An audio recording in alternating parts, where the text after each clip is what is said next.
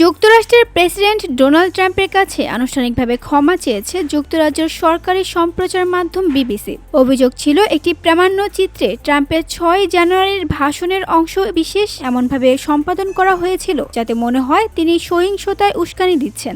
আইনি ব্যবস্থা নেওয়ার হুমকি দেওয়ার পর আল জাজিরাকে পাঠানো এক বিবৃতিতে বিবিসি জানায় তারা দুঃখ প্রকাশ করেছে, তবে ট্রাম্পের মানহানির অভিযোগের কোনো ভিত্তি প্রতিষ্ঠানটি খুঁজে পায়নি।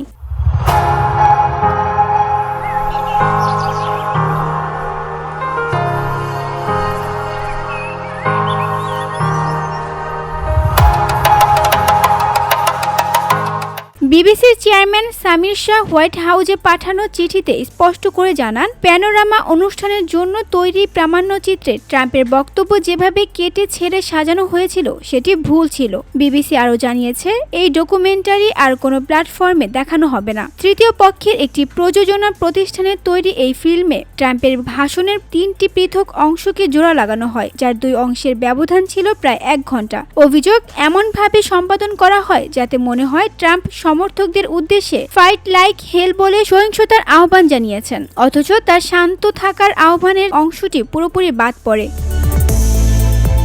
প্রামাণ্যচিত্রটি প্রচারিত হয় 2024 সালের মার্কিন নির্বাচন সামনে রেখে, আর শেষ পর্যন্ত সেই নির্বাচনে জয়ী হন ট্রাম্প। ডকুমেন্টারি প্রচারের পর ট্রাম্পের আইনজীবীরা বিবিসিকে নোটিশ পাঠায়, ডকুমেন্টারি প্রত্যাহার, ক্ষমা এবং ক্ষতিপূরণ দাবি করে, নইলে অন্তত $1 বিলিয়ন মামলা করবেন বলে জানান। ঘটনার পর বিবিসির মহাপরিচালক কিম ডেভি এবং নিউজ বিভাগের প্রধান ডেবোরা টার্নেস পদত্যাগ করেন। টার্নেস বলেন, বিবিসি নিউজ ও কারেন্ট অ্যাফেয়ার্সের দায় আমার। ডেভি বিদায়ী বক্তব্যে জানান, ভুল হয়েছে ঠিক, তবে বিবিসি এখনও সাংবাদিকতার gold standard.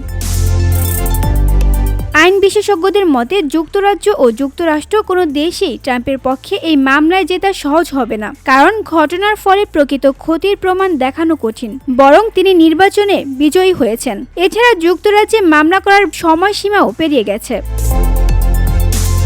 VOD Bangla news desk.